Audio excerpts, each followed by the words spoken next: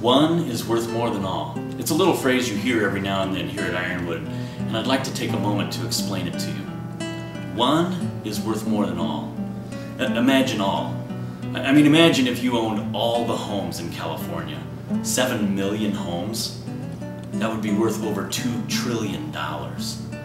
But we're talking all. I mean, imagine if you owned all of North America. The buildings, the land, the boats, the cars, everything. No, let's own the whole world. All the continents. 50 billion acres. At $50,000 an acre, that would come out to over $200 trillion. Imagine if you took the 700 billionaires in this world and put them all, their bank accounts together. You'd have well over $50 trillion. Imagine if you piled up all the cash in this world and it was all yours. If you had all, it's not a million, it's not a billion, it's not a trillion. In fact, it's this next one, a quadrillion. Not 1 quadrillion, but somewhere between $2 and $3 quadrillion is the whole world. What if you had all? But our little phrase is one is worth more than all. One soul, one person is worth more than all the net worth of this world, and one is worth more than all. It reminds me of when I was a kid. I used to work in the general store, and as we got older, we could work at the registers. All the kids would come, and junior camp especially. A little kid would come, he's got a whole wad of cash in his pocket. He's holding up his drink that he wants to buy, and he sets all his money down. He says, "Is that enough?" I kind of look down at $20, $30, and I want to say, "Oh, just barely," but I don't. I make his change, I give him what he's got back, and he goes on his way. Every day he comes in and he sets down his cash, he's holding what he wants to buy, and he says, "Is that enough?" And day after day we make change. Until Friday. He comes in with his dime and his nickel and his 2 pennies, sets it on the counter, and he looks up and he says, "Is that enough?" And I have to do one of the hardest things there is in working in the stores.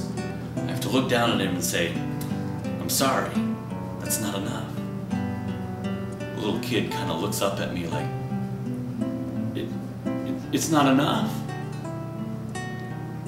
"I'm sorry, it's not enough."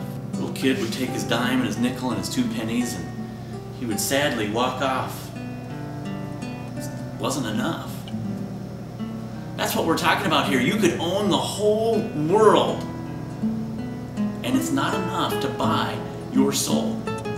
Matthew chapter 16, verse 26, the Word of God says, "For what is a man profited if he shall gain the whole world and lose his own soul? Or what shall a man give in exchange for his soul? For what is a man profited if he gain the whole world?" You kind of have to imagine like we have a little price tag here on our wrist and we can't see exactly what the price is. But we walk in and we own the whole world and we say to God, "God, is this enough? $2 to $3 quadrillion. God looks down and he says, "I'm sorry, that's not enough." The net worth of this world is not enough to buy one soul. It kind of changes how you look at every camper. Now you're not looking at a crowd, but you know that just this one young person that you talked with, just this one person that you had interaction with is worth more than the entire net worth of the planet. One is worth more than all.